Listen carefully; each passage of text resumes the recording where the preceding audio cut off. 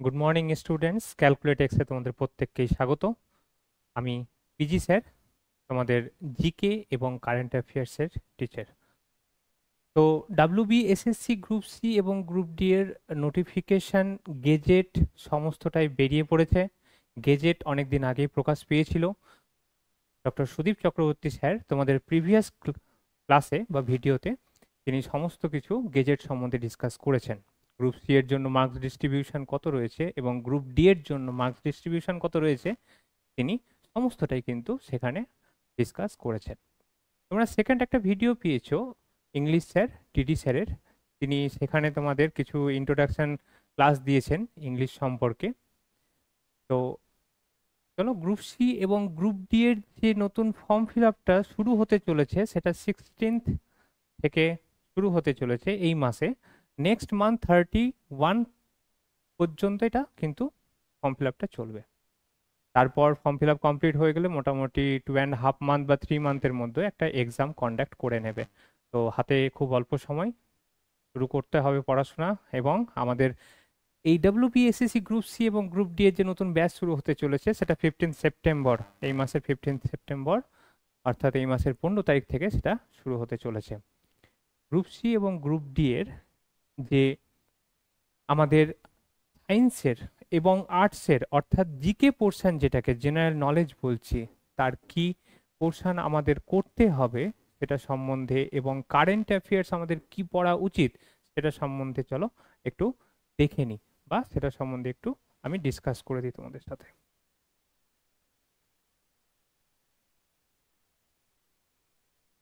হুম, চলো দেখে নিই গ্রুপ সি।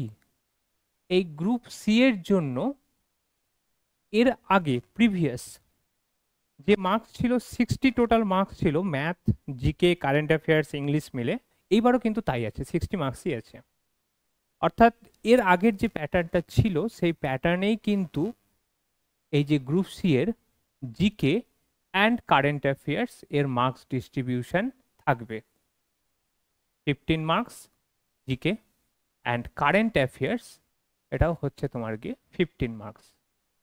তাহলে এই দুটো পোর্শন গ্রুপ সি এর জন্য চেঞ্জ হচ্ছে না। তাহলে এবার দেখে নি গ্রুপ ডি এর ব্যাপারটা।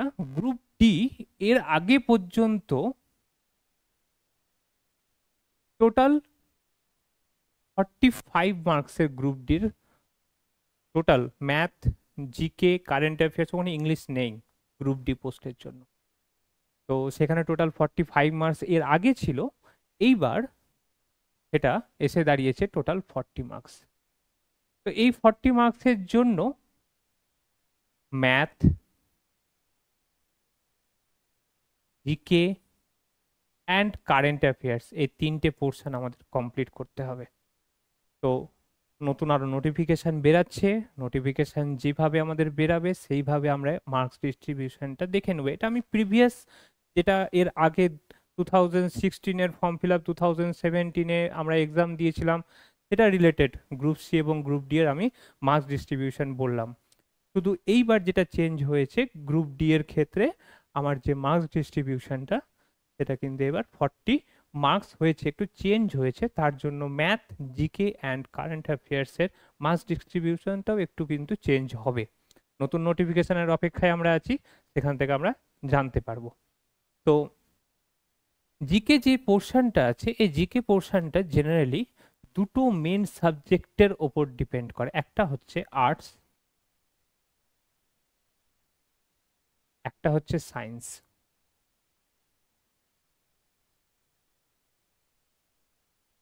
সাধারণত আর্টসের ব্যাকগ্রাউন্ডের স্টুডেন্টের সায়েন্সের প্রতি একটু ভীতি তৈরি হয়, সায়েন্সের ব্যাকগ্রাউন্ডের স্টুডেন্টের জন্য আর্টসের প্রতি একটু ভীতি তৈরি হয়। তো চিন্তার কোনো কারণ নেই। চ্যাপ্টার যখন আমরা ভালো মতো বুঝে নেব, টপিকসগুলো যখন আমরা জানতে পারবো, এবং সেই টপিক্সের যে জিনিসগুলো আছে যখন আমরা বুঝতে পারবো, তখন আমাদের কোনো অসুবিধা হবে না। অর্থাৎ আমাদের ডক্টর সুদীপ চক্রবর্তী স্যারও একটাই কথা বলেন যে চ্যাপ্টার তখনই সহজ মনে হয় যখন সেটা সম্বন্ধে আমরা পুরোপুরি জানতে পারি, বা সেটা সম্বন্ধে ভালো মতো আমরা পড়াশোনা করি।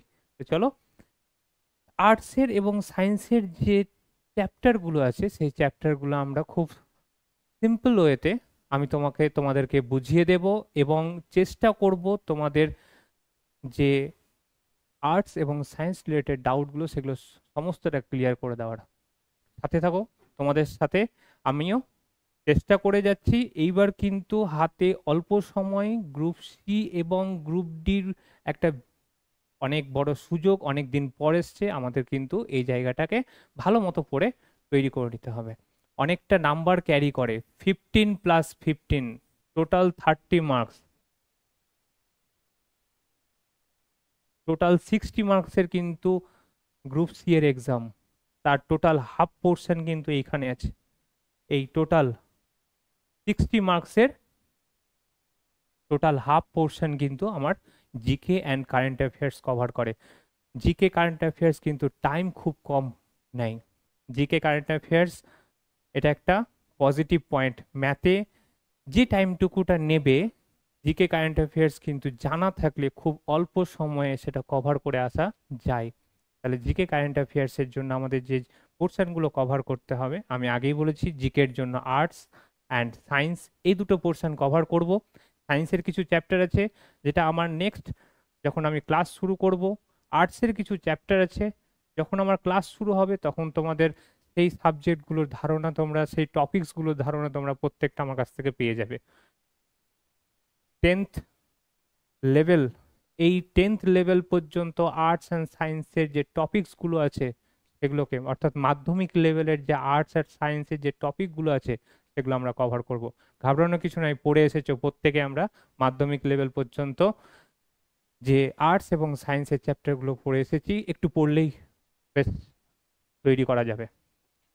কারেন্ট অ্যাফেয়ার্স যেটা হচ্ছে সম্পূর্ণ একটা নতুন পোর্শন, এটা আমরা মাধ্যমিক লেভেল পর্যন্ত বা এইচএস লেভেল পর্যন্ত বা গ্র্যাজুয়েশনে ছিল না। এই জায়গাটা আমাদের একটু কভার করতে হবে। কারেন্ট অ্যাফেয়ার্স হচ্ছে ডেইলি ডেইলি ঘটে যাওয়া বিভিন্ন ধরনের ঘটনা, ন্যাশনাল হোক ইন্টারন্যাশনাল হোক, অর্থাৎ আমাদের দেশের ভেতরের বা এক দেশের সাথে আরও যে বাকি বিশ্বের দেশগুলো আছে, দুটো দেশের মধ্যে যে বিভিন্ন ধরনের যে ঘটনাগুলো ঘটে থাকে, বিভিন্ন ধরনের তথ্য সংক্রান্ত, বিভিন্ন ধরনের অস্ত্র সংক্রান্ত আদান প্রদান, বিভিন্ন ধরনের বৈঠক আলোচনা বিভিন্ন মন্ত্রীদের মধ্যে যেগুলো হয়ে থাকে, এছাড়া দেশের ভেতরে বিভিন্ন জায়গায় বিভিন্ন রাজ্যে যে ঘটে যাওয়া ঘটনাগুলো, কোনো নতুন কোনো জিনিস তৈরি হওয়া, খেলাধুলা সম্পর্কিত কোনো ধরনের ঘটনা, ইভেন্ট, বিভিন্ন ন্যাশনাল ইন্টারন্যাশনাল স্পোর্টস ইভেন্টগুলো জেনারেলি আমাদের একটু নজরে রাখতে হবে। আমি টপিক ওয়াইজ প্রত্যেকটা তোমাদের বলে দেব।